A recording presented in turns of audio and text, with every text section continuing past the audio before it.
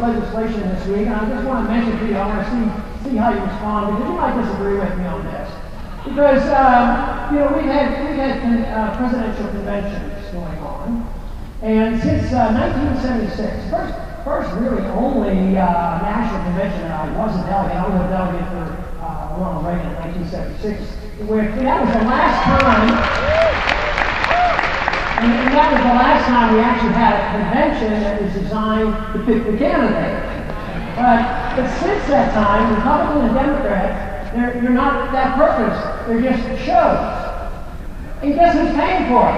You pay for the Democrats, and the Democrats pay for the Republicans, but most people aren't either Republican or Democrat. The large majority are independents, and they have to pay. Guess how much they've spent over the last, since 76? It's $220 million to do all that stuff, and all this grandstanding, and all this free advertising. So I co-sponsored the bill that said, no more tax money for conventions.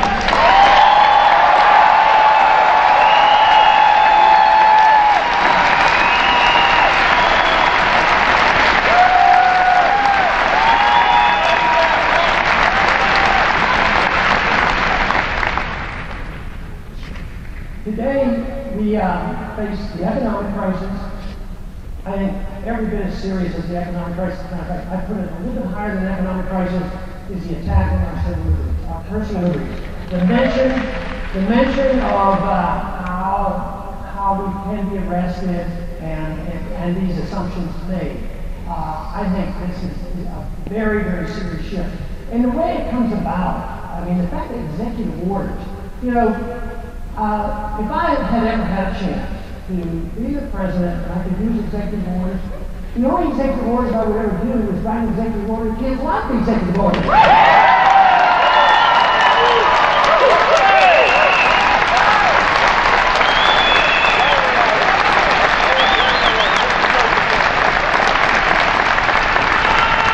Only it's not clear in the Constitution that says who writes the laws. It's the Congress supposed to write the laws. And not the president, not the courts. Just think of where we would be if we would prohibit the courts from writing law or interfering in state laws. Guess what? We would never have Roe versus Wade. We would have had a Texas law that wouldn't have been repealed by the Supreme Court. So it is under the...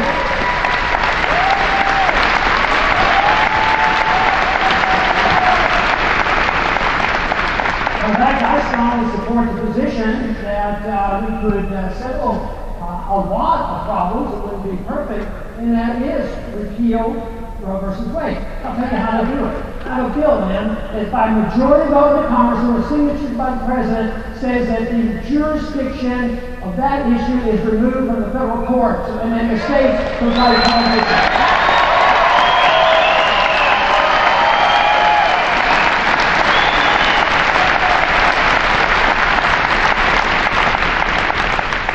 if you think of all the large executive branch rights, not only the executive, but just signing the statements. Well, I like this part, but I don't like this part. I'm going to sign this. They take it upon themselves that they have a line item veto. But what about regulations? Are regulations equivalent to laws?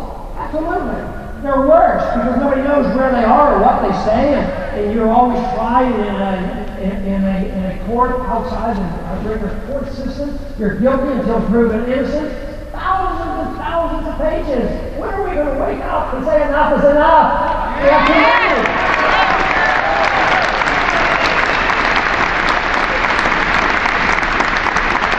On January 1st this year, the American people suffered the onslaught of 40,000 new laws. It's too many. I'd like to get rid of 40,000. Encouragement we have, this week with the election in Wisconsin.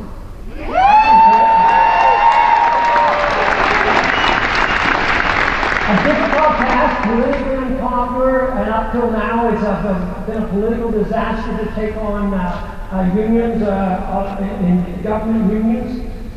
But Walker took it on, and he came out with more votes this time than he went in. We need more people with backbone.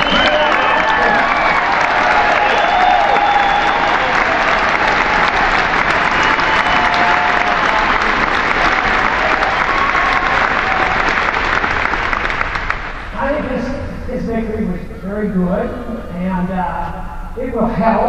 It's not going to solve the problem. It's going to help other states.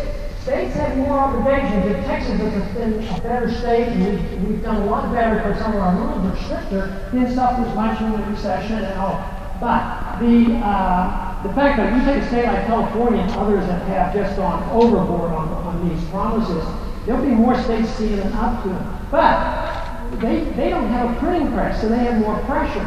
In Washington, it's different because when the politicians know that they continue to spend, and they don't have to face up to their constituents and say, well, no, I can't vote for this and this and this, and I'm not going to vote anything on the military, and they go on and on. They keep voting it. Guess why they can get away with that? Because they can always go to the lender of last resort, and that is the Federal Reserve System.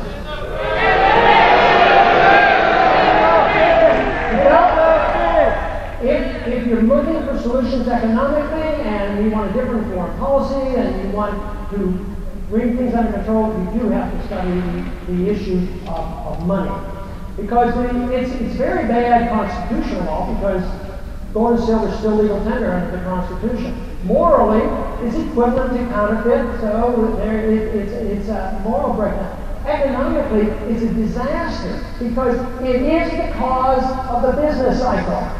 Booms and busts until eventually you get a real big bust, and we're in the middle of this big bust, which I believe has actually been going on for the last 12 years since the year 2000. But this other notion, which is less talked about, is the fact that it facilitates big government. The politicians don't have to act responsibly. The people don't have to act responsibly. Or do we get knocks on doors in Washington and say, you know, you think we're in trouble? Well, I think what you should do is cut what I'm getting next year by 10%. Never! You never get that. But the facilitating of this by saying if you have these treasury bills and the market doesn't want to buy them and the Fed buys them, not only do they keep interest rates relatively low, we have negative interest rates right now. Gross distortion. Guess what it's doing? Building up debt and not stimulating the economy. But guess who got bailed out? All the guys ripping us off for 12, 15 years through this financial bubble in the housing market, they're the ones who got bailed out. What happened to the average guy, the middle class? They suffered the consequences. They lost their jobs and they're losing their houses. So this whole notion that the welfare system will take care of the poor is an absolute lie. It takes care of the rich.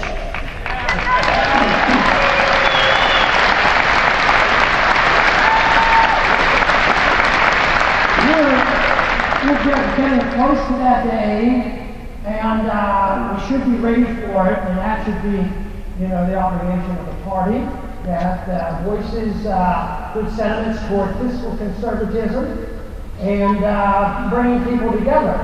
Well, my ideas of bringing people together, if you bring people together for the wrong ideas, what good is it? You have to bring people together for the right ideas.